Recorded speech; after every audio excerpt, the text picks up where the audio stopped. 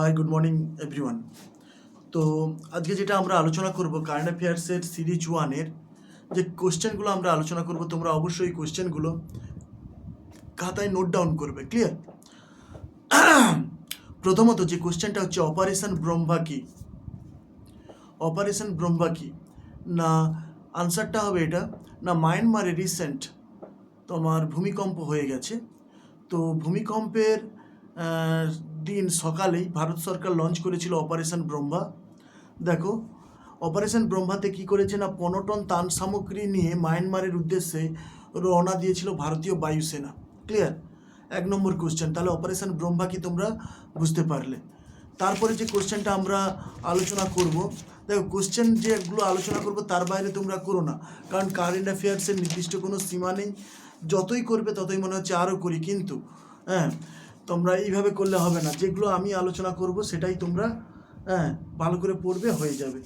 আচ্ছা, যেমন ধরো জম্মু কাশ্মীরে রিসেন্ট কোন জায়গায় জঙ্গি হানা হয়েছে, যার ফলে আমাদের অপারেশন সিন্দুর ভারত সরকার নিয়েছিল। ভারত পাকিস্তানের যুদ্ধও কিছুদিন হয়েছিল, এখন যুদ্ধবিরতি চলছে। যাই হোক, তো তাহলে কি জায়গাটার নাম কি ছিল তোমরা সবাই জানো, তবু আমরা যারা খবর রাখো না, সমাজের খবর রাখো না, শুধুমাত্র পরীক্ষা ওরিয়েন্টেড কিছুই করতে চাও, তাহলে তোমরা অবশ্যই পেহেলগাঁও জায়গাটার নাম মনে রাখো। এটা কিন্তু তোমাদের কি করবে, অনেকটা হেল্প করবে। ক্লিয়ার? তারপরে দেখো অপারেশন সিন্দুরটা আমি বলেই দিলাম, পেহেলগাঁও আক্রমণের সাথে সাথে ওই কোশ্চেনটাও তোমাদের পরীক্ষায় আসবে। দেখো নর্মাল কোশ্চেন, কিন্তু গভীরতাটা বোঝার চেষ্টা করো। ক্লিয়ার? আচ্ছা, 16তম বিমস্টেক সামিট হয়েছে। 16তম বিমস্টেক সামিট কোথায় হয়েছে? না থাইল্যান্ড, মায়ানমারের থাইল্যান্ডে হয়েছে। ক্লিয়ার? খুবই ইম্পর্টেন্ট কোশ্চেন একটা, তোমরা অবশ্যই এটা করবে। বিমস্টেক সামিট, এটা 6 নম্বর বিমস্টেক সামিট। ক্লিয়ার? তো তৃতীয় কোশ্চেন আমরা আলোচনা করলাম। তাহলে প্রথম কোশ্চেন যেটা আলোচনা করেছিলাম কি না অপারেশন ব্রহ্মা কি, তারপরে হচ্ছে অপারেশন সিন্দুর এবং পেহেলগাঁও আক্রমণ। ক্লিয়ার? তৃতীয়ত বিমস্টেক সামিট, 6তম থাইল্যান্ড। ক্লিয়ার? এই কোশ্চেনগুলো তোমরা পড়বে, খুবই ইম্পর্টেন্ট কোশ্চেন। তোমরা কিন্তু এগুলো ছেড়ে বেরাবে না, এগুলো বেসিক, এগুলো না জানলে কিন্তু হবে না। বুঝতে পারলে কি বললাম? তো প্রত্যেকটা জায়গা খুবই ইম্পর্টেন্ট। আচ্ছা, তারপরে যে কোশ্চেনটা নিয়ে আমরা আলোচনা করব, খুবই ইম্পর্টেন্ট কোশ্চেন। অবশ্যই ইম্পর্টেন্ট কোশ্চেন ছাড়া এখানে আলোচনা করব না, কারণ এই কোশ্চেনগুলো সত্যিই খুব ইম্পর্টেন্ট। তোমরা অবশ্যই এগুলো ভালো করে করবে। ক্লিয়ার? প্রতিরক্ষা থেকে কোশ্চেন দেয়, ইন্ডেক্স থেকে কোশ্চেন দেয়, বই এবং লেখক থেকে কোশ্চেন দেয়। হয়েছে? যেমন একটা কোশ্চেন এখানে দেখো, the chief minister and the spy, Amarjit Singh দুলাত।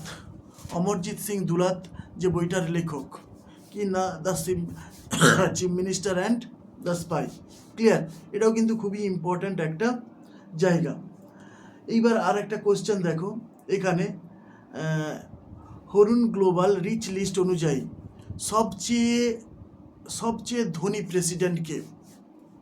অবশ্যই আমরা জানি আমেরিকার ডোনাল্ড ট্রাম্প। ক্লিয়ার? খুবই ইম্পর্ট্যান্ট একটা জায়গা, এই জায়গাগুলো তোমরা অবশ্যই আলোচনা করবে। দেখো প্রথমত যে কোশ্চেনগুলো আলোচনা আমরা করি, বেসিক্যালি আমি যে কোশ্চেনগুলো আলোচনা করি তার বাইরে থেকে কিন্তু কোশ্চেন হয় না, তোমরা বিগত দিনগুলোও দেখেছো। বুঝতে পারলে কি বললাম? তো একটা কোশ্চেন, তারপরে দেখো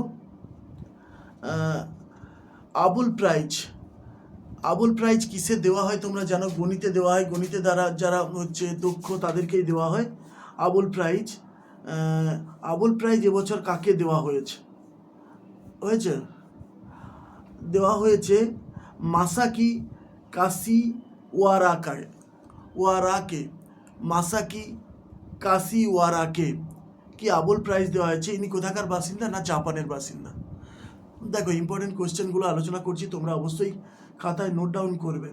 অনেক কোশ্চেন থাকে, সব কোশ্চেন পরীক্ষায় দেয় না। তোমাদের কোথা থেকে কোশ্চেন আসে সেগুলো জানতে হয়, যে কোথা থেকে কোশ্চেন আসবে। দীর্ঘদিনের অভিজ্ঞতা থেকে তোমাদের কাছে এইগুলো আমি ইনফরমেশনগুলো দিচ্ছি, অবশ্যই তোমরা ভালোভাবে পড়বে। তারপরে দেখো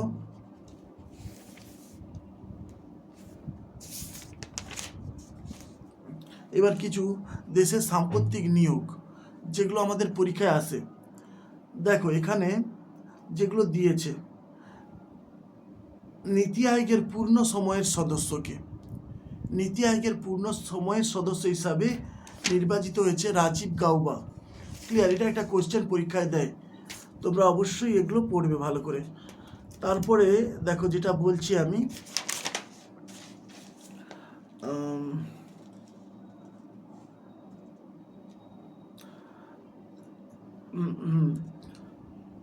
ফিকির চেয়ারপারসন FICCI,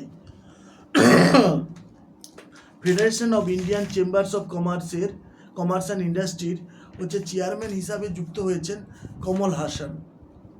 খুবই ইম্পর্ট্যান্ট একটা কোশ্চেন, ফিকির চেয়ারম্যান হিসাবে নিযুক্ত হয়েছেন তাহলে কি? কমল হাসান। ফিকির ফুল ফর্ম কি? Federation of Indian chambers of commerce and industry. খুবই ইম্পর্ট্যান্ট, এর ফুল ফর্মটাও তোমরা একটু লক্ষ্য রাখবে, পরীক্ষায় দেয় FICCI। ক্লিয়ার? তারপরে দেখো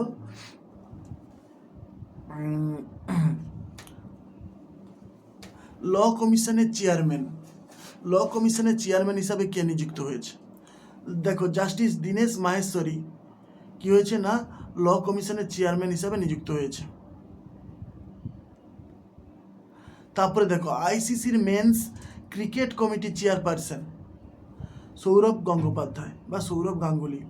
খুবই ইম্পর্ট্যান্ট কোশ্চেন, তোমরা এগুলো ছেড়ে কিন্তু যাবে না। যেগুলো আলোচনা করছি সেগুলো তোমাদের ক্ষেত্রে কিন্তু খুবই ইম্পর্ট্যান্ট। হ্যাঁ, কোশ্চেনের গভীরতা আগে বোঝার চেষ্টা করো।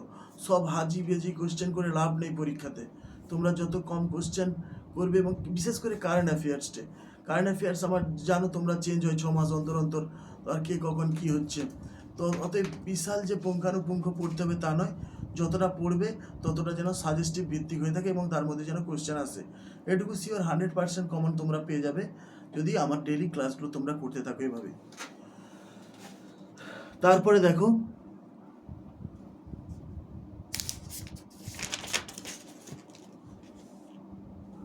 সুপ্রিম কোর্টের প্রধান বিচারপতি, খুবই ইম্পর্ট্যান্ট একটা কোশ্চেন না, জাস্টিস ভূষণ রামকৃষ্ণ গাবাই সুপ্রিম কোর্টের প্রধান বিচারপতি। খুবই ইম্পর্ট্যান্ট, এগুলো খাতায় নোট ডাউন তোমরা করবে। তারপরে দেখো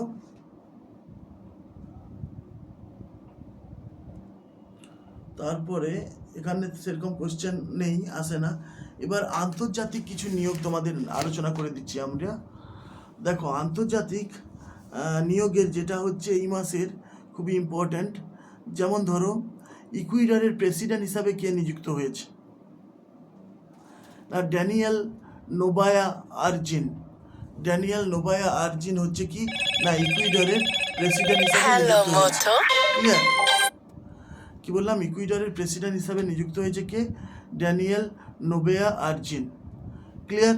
খুবই ইম্পর্ট্যান্ট একটা কোশ্চেন।